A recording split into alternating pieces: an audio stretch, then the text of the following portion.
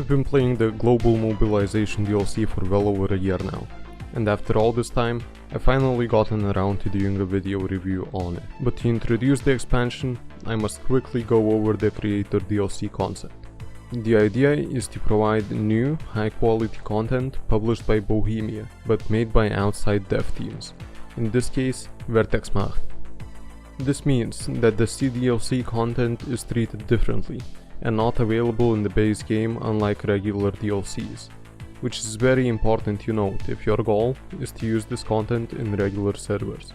As of right now, Global Mobilization provides a never-before-seen look at Cold War combat, vehicles and weaponry in Arma 3.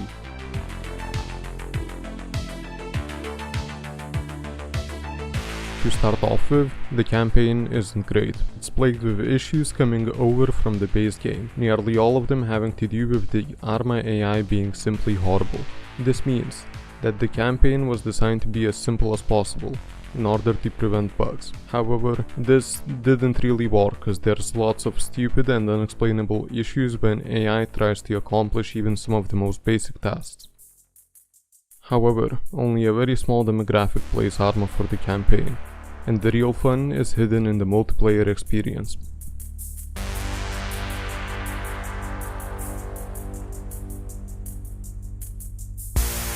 The co-op missions included with GM are a lot of fun. Having played them many times with various members of the community and Team 13, there isn't anything bad to say about them.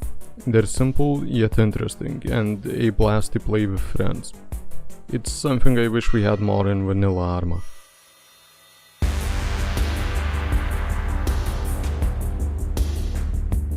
The asset quality in GM is insane.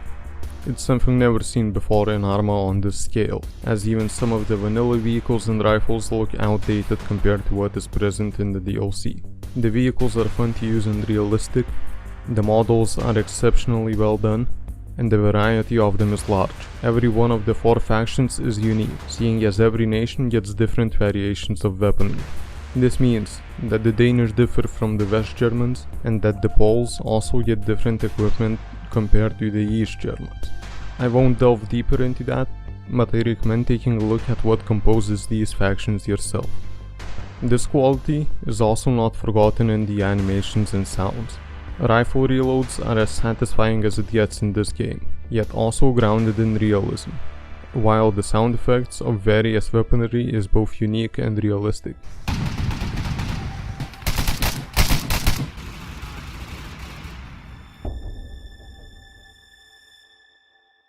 The terrain is 1983 representation of the border along the town of Weferlingen. It is based completely on what the region looked like at the time, and a lot of the custom terrain assets were made with these specifics in mind. This means that the structure of the border is exactly how it was in reality, and the architecture of the region also follows the German look. The performance in the terrain is great, and it also features a winter version to use with the winter variations of all the factions. All of this combined allows for nearly an unlimited range of missions, border breaches, winter patrols, mechanized warfare, and much more.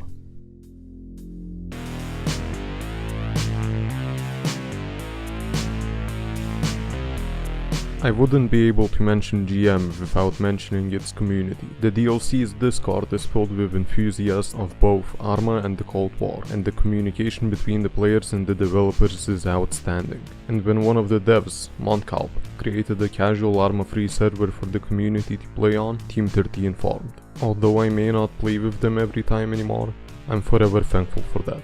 What also needs mentioning is the modding community. With the addition of samples, retexturing has become significantly easier for anyone wanting to make modifications with this DLC. Not only that, but Vertex Macht provided multiple GM extras on the Steam Workshop to be analyzed so that modding could be done easier.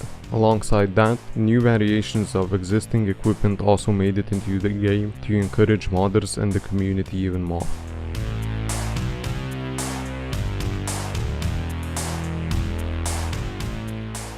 Ever since its release, GM has seen multiple free updates and bug fixes. 1.1 added the Polish faction, new vehicles, equipment, and 90s Denmark. 1.2 added special forces units, again new gear and equipment, and multiple unique aircraft which have never seen before in Arma. Not only that, but another update is on its way and currently in the developer branch. It adds 90s West Germany, the legendary Marder and UAZs, and a ton of other new stuff. The support that this DLC has received is insane. These updates keep the community alive and hyped to explore the Cold War.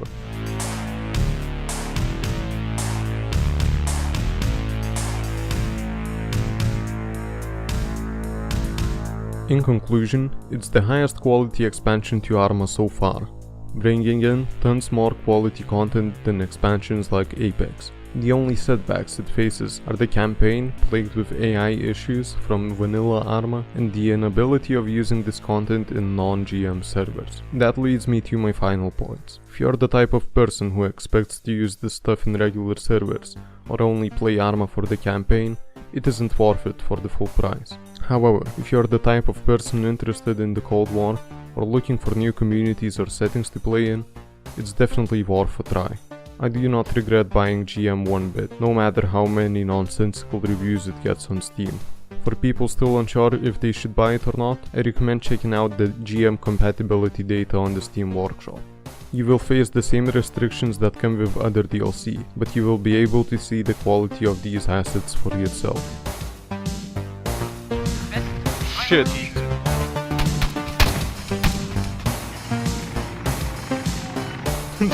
Oh no!